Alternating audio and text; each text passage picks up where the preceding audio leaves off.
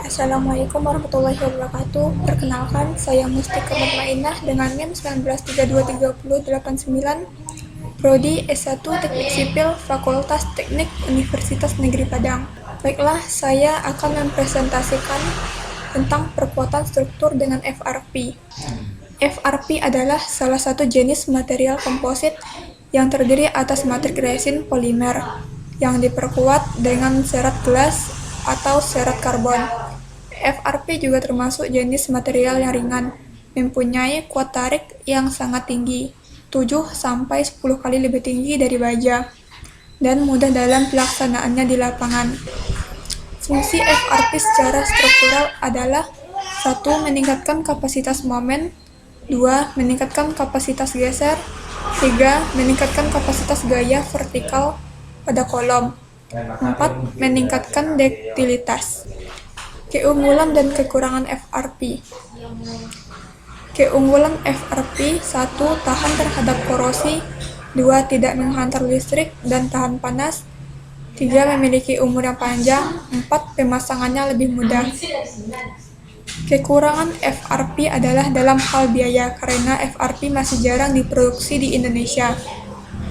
Sehingga untuk mendapatkan FRP dengan kualitas tinggi masih harus mendatangkan dari luar negeri, di mana biaya yang diperlukan juga lebih mahal. Faktor-faktor yang mempengaruhi sifat mekanis FRP. 1. Kelembaban.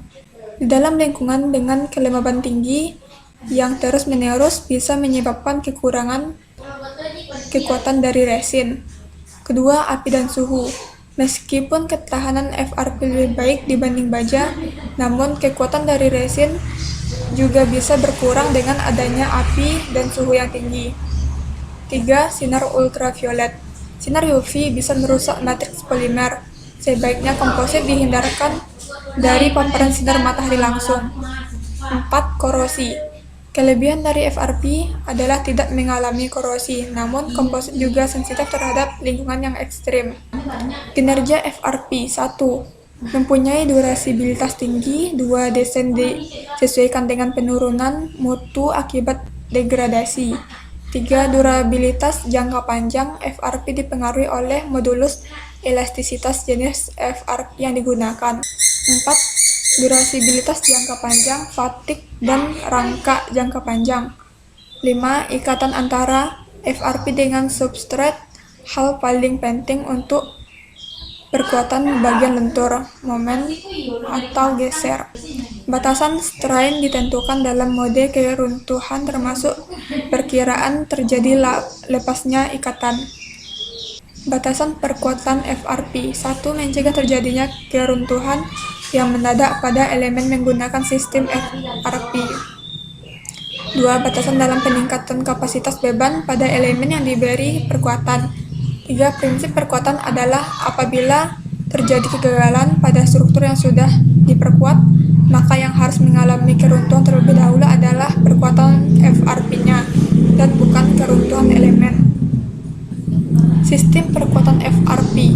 Dalam FRP ada 3 sistem, yaitu 1. Wet layup. Wet layup adalah sistem di mana dilakukan pembasahan di lapangan dan cure di tempat, atau dapat dikatakan seperti beton yang dicor di tempat. 2. Prepack system. Prepack system yang dibasahi di luar lokasi pelaksanaan dan seperti sistem wet layup mengeras di lokasi.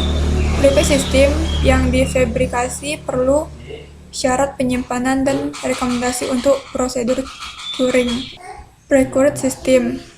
Precured system merupakan bentuk komposit yang sudah jadi. Umumnya FRP ini dikompositkan terlebih dahulu dengan resin, kemudian direkatkan pada permukaan yang sudah diratakan dengan putih, dan selanjutnya merekatkan FRP komposit pada permukaan beton. Selanjutnya, metode pelaksanaan FRP. 1. Pemasangan packer, tempat untuk injeksi cairan ke dalam retakan. 2. Patching, penutup retakan pada struktur dengan bahan khusus. 3. Injeksi, menyuntikkan cairan khusus pada retakan. 4. Mengoleskan komponen cairan ke fiber. 5. Mengoleskan komponen cairan ke struktur. 6. Pemasangan fiber pada struktur. Dan yang terakhir, hasil akhir pemasangan fiber. Baiklah, itulah hasil presentasi saya. Lebih kurangnya mohon maaf. Assalamualaikum warahmatullahi wabarakatuh.